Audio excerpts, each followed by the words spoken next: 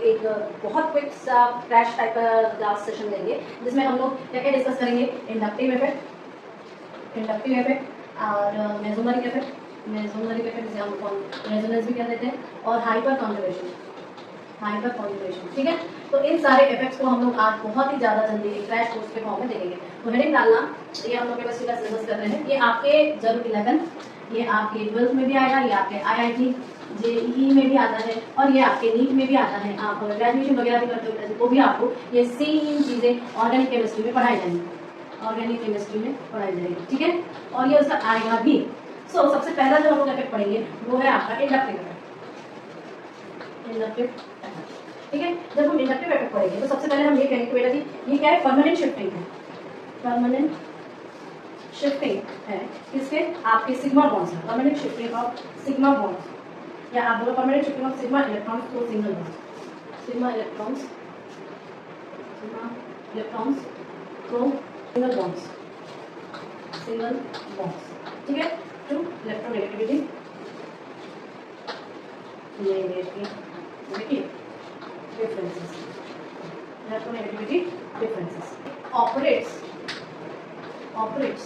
only in sigma bonds,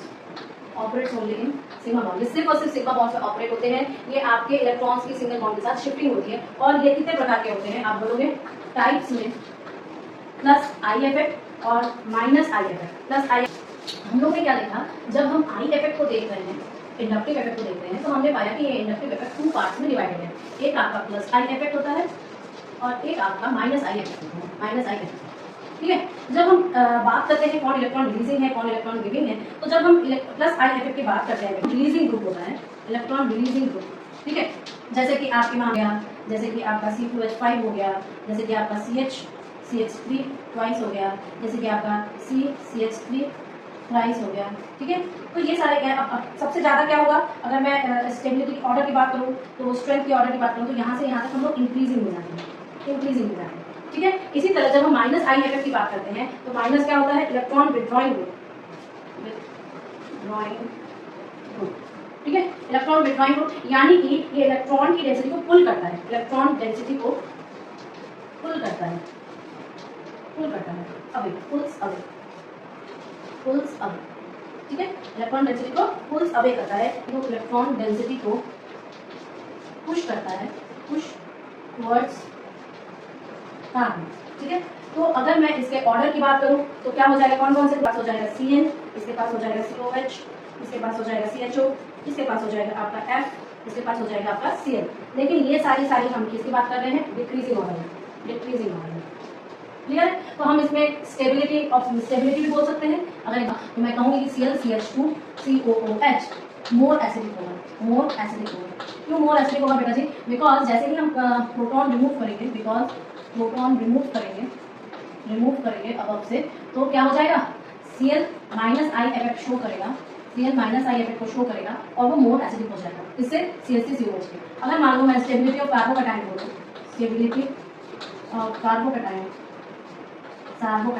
किसके बीच में, CH3 ट्राइस, ठीक है, और CH3 प्लस में, ठीक है।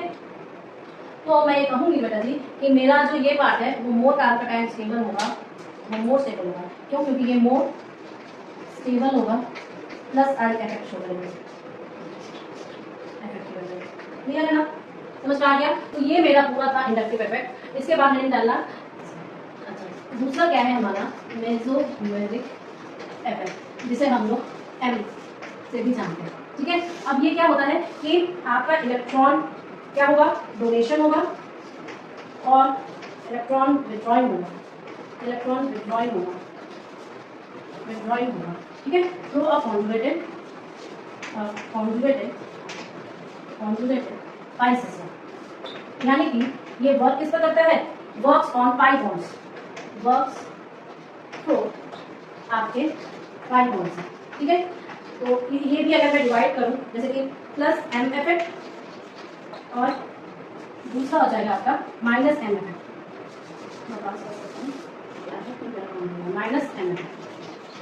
ठीक है, प्लस M इफेक्ट और माइनस M इफेक्ट। अब प्लस M इफेक्ट क्या कह रहा है कि ये जो ग्रुप्स होते हैं डोनेट्स डोनेट्स लोन पेयर, ये ऐसे ग्रुप होते हैं जो डोनेट करते हैं lone pairs into resonance, into resonance. कौन कौन से शो करेंगे? ऑक्सीजन होगा ही उसमें। तो एग्जांपल के तौर पे आप देख लो, OH ग्रुप है आपके पास, OR ग्रुप है आपके पास, NH2 ग्रुप है आपके पास, ठीक है, फिर आपके पास NHR है, फिर -Cl है, ठीक है, ये आपके प्लस M इफेक्ट को देंगे। अब दूसरा क्या है? Minus M effect. तो माइनस M इफेक्ट में ग्रुप्स कौन से होते हैं? ग्रुप्स विथड्रॉ, विथड्रॉ आपके इलेक्ट्रॉन्स बाय रेजोनेंस, रेजोनेंस, ठीक है। अब इसमें ग्रुप्स कौन से आ जाएंगे आप बताओ, इसमें ग्रुप्स कौन कौन से आ जाएंगे जो देंगे इफेक्ट को? जैसे आपका NO2 है, NO2 है, ये आपके माइनस M इफेक्ट को शो करते हैं।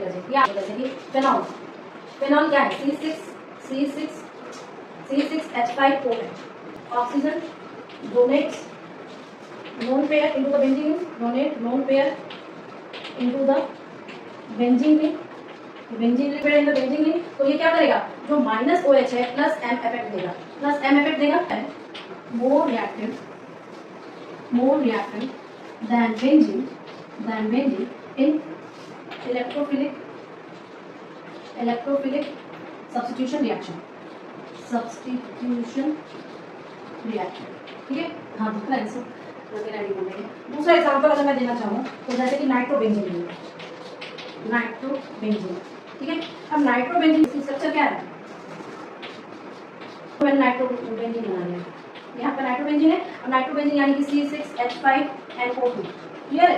ये क्या करेगा? ये आपके जो इलेक्ट्रॉन, जो नाइट्रो ग्रुप है, वो क्या करेगा? उस इलेक्ट्रॉन फ्रॉम द ग्रुप, उस electron from the ring, ring से ग्रुप करेगा, और रिंग क्या बन जाएगी? इलेक्ट्रॉन डेफिशिएंट बन जाएगी।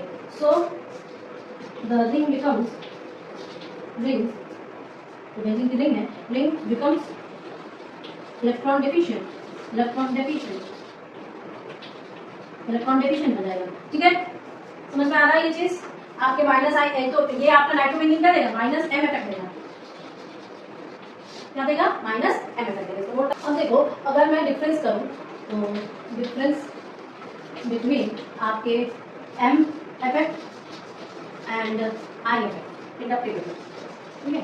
तो डिफरेंस कैसे लिखोगे आप? यहाँ पर अगर I इफेक्ट लिखा मैंने तो I इफेक्ट और M इफेक्ट, ठीक है। अब देखो, सबसे पहला हम कहेंगे कि ऑपरेट्स थ्रू सिग्मा बॉन्ड, ठीक है। ये बोलोगे operates through pi bond,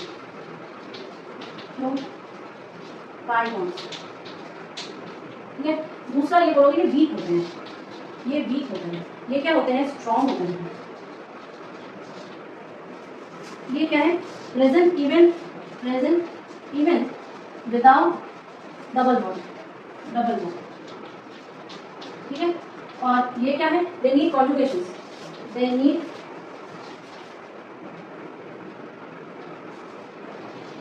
conjugation, ठीक है। इसके बाद ये बोलोगे ये होते किनसे हैं? इलेक्ट्रोनेगेटिविटी के कारण, सो डिपेंडेंट ऑन इलेक्ट्रोनेगेटिविटी, और ये बोलोगे depends on resonance,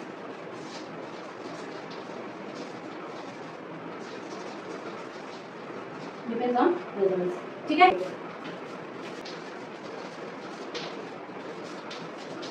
hyper conjugation देखो आपका सिग्मा CH बॉन्ड में होता है और पाई बॉन्ड के सिस्टम में होता है। तो अगर मैं इसको लिखना चाहूँ तो आप बोलोगे delocalization, localization of sigma CH bond electrons into adjacent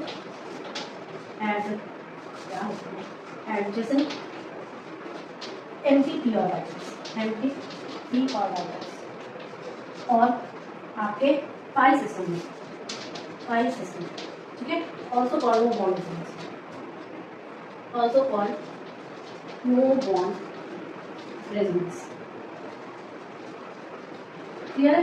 also called no bond resonance. अगर मैं एग्जांपल के तौर पे देखूं तो आप बोलना कार्बोकैटायन की स्टेबिलिटी देखते हैं, कार्बोकैटायन की स्टेबिलिटी देखेंगे। कैसे देखेंगे स्टेबिलिटी कार्बोकैटायन की? जैसे मान लो मेरे पास अगर CH3 थ्राइस C+, ठीक है, तो ईच CH बॉन्ड इसमें ओवरलैप करेंगे MTP कार्बाइड पर, तो हम लिखेंगे कि each CH bonds overlap with empty p orbital, ठीक है। इस वजह से मेनी हाइपर कॉन्जुगेशन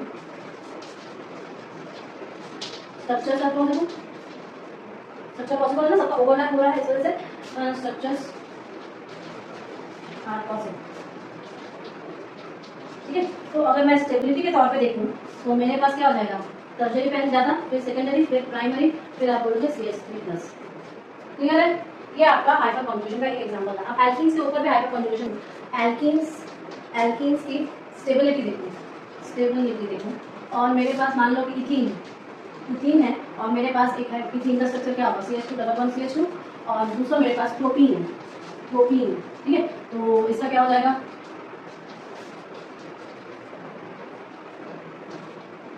ठीक है, ये हमारा प्रोपीन हो जाएगा। अब प्रोपीन जो है वो ज्यादा मिथाइल ग्रुप होने के कारण ये प्रोवाइड मोर हाइपर कॉन्जुगेशन,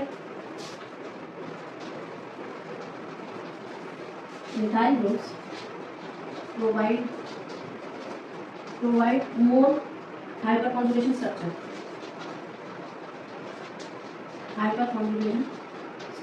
ठीक है। तो ज्यादा हाइपर कॉन्जुगेशन स्ट्रक्चर प्रोवाइड करवाएगा, इसका मतलब क्या है, ये मोर स्टेबल होगा, तो अगर हम जनरल ऑर्डर देखें ना,